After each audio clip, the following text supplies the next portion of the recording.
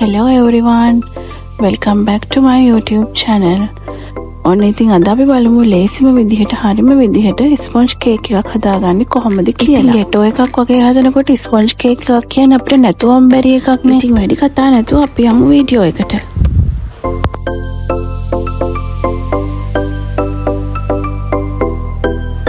ඒ වගේම තමයි මේ ස්පොන්ජ් කේක් එක හදාගන්න අපිට ගොඩාක් දේවල් ඕන වෙන්නේ. ප්‍රධාන වශයෙන් අමුද්‍රව්‍ය 3යි ඕන වෙන්නේ.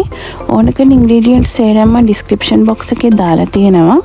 ඔයාලට ඉතින් රෙසිපි එක ගන්න පුළුවන්. ඉතින් ඉස්සෙල්ලා මම බිත්තර 5ක් බෝල් එකට දාලා ඒක හයි ස්පීඩ් එකේ බීට් කරගන්නවා රිබන් ස්ටේජ් එක වෙනකම්. රිබන් ස්ටේජ් එක කියන්නේ මොකක්ද කියලා මම ඔයාලට ඉස්සරහට පෙන්නන්නම්.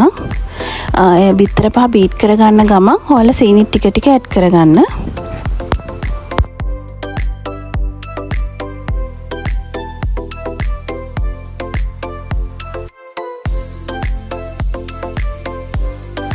අපි මෙහෙම හයි ස්පීඩ් බීට් කරන් යනකොට ඔයාලට පේනවා ඇති මේ බැටර් එක ලා පාට වෙලා ටිකක් ඝන වෙනවා. මේ විදිහට ඔයාලා තව ටිකක් බීට් කරගන්න.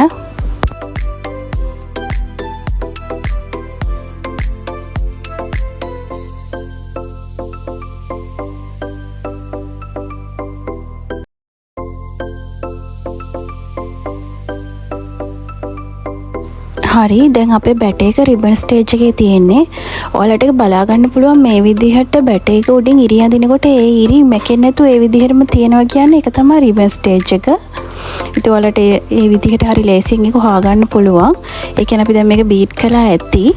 අපි දැන් මේකට වැනිලා ටිකක් එකතු කරගමු. වැනිලා ටිකක් එකතු කරලා පොඩ්ඩක් මේක අපි මික්ස් කරගමු අපහො. හරි අපි දැන් බැටර් එකට පිටි ඇඩ් කරගමු. දැන් අපි බැටර් එක බීට් කරලා එහෙම ඉවරයි. මම මෙතන මේ පාන් පිටි කෝන් ෆ්ලවර් දෙකම අරන් තියෙනවා. කෝන් ෆ්ලවර් අත්‍යවශ්‍ය නැහැ. ඔයාලට කෝන් ෆ්ලවර් නැත්තම් ඒ වෙනුවටත් පාන් පිටිම ගන්න. ඉතින් පිටි ඔයාලා බැටර් එකට එකතු කරනකොට අනිවාර්යයෙන්ම හලලා ගන්න. ඒ වගේම තමයි අපි පිටි එකතු කරාට පස්සේ මේක බීට් කරන්නේ නැහැ. ඔයාලා මේක ෆෝල්ඩ් කරගන්න ඕනේ. ඒ වගේම තමයි ඔයාලා බැටර් එක ෆෝල්ඩ් කරගන්නකොට හරි පරිස්සමින් හිමීට එක පැත්තකට විතර ෆෝල්ඩ් කරගන්න. මොකද අපි මේකට බේකින් පවුඩර්, බේකින් සෝඩා කිසිම පිපුම් කාරකයක් මේ දාලා නැහැ. ඒ නිසා අපි මේකේ මේ උස ගන්නේ මේ බිත්තර වල එන ෆෝම් එකෙන්. ඉතින් බිත්තර වලින් විතරමයි මේ කේක් එකේ උස අරගෙන තියෙන්නේ. ඒ නිසා අපි මේකේ ෆෝම් එක බහින්න නැති වෙන්න හිමීට ෆෝල්ඩ් කරගන්න ඕනේ. ඒක හොඳට මතක තියාගන්න ඔයාලා.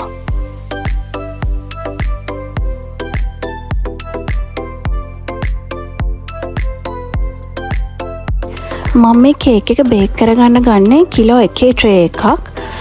ඉතින් මේ කේක් එක බේක් වුණාට පස්සෙත් කිලෝ 1ක කේක් එකක පෙනුමම තියෙනවා. ඒ කියන්නේ හොඳ උසට හොඳ ලොකුවට මේ කේක් එකේ පෙනුම හොඳට තියෙනවා. මේකේ බර හැබැයි ග්‍රෑම් 500ක වගේ වෙන්නේ. මොකද මේක ස්පොන්ජ් කේක් එකක්. මේක හරිම සොෆ්ට් පුළුන් වගේ බර අඩුයි. ඉතින් ඔයාලට බර ඕනේ නම් කිලෝ 1ක් ගන්න. ඔයාලා මේ ඉන්ග්‍රීඩියන්ට්ස් ඩබල් කරලා ගන්න. හැබැයි මේකේ මේ බර නැති වුණාට මේ කේක් එකේ පෙනුම තියෙනවා කිලෝ 1ක කේක් එකක් වගේම.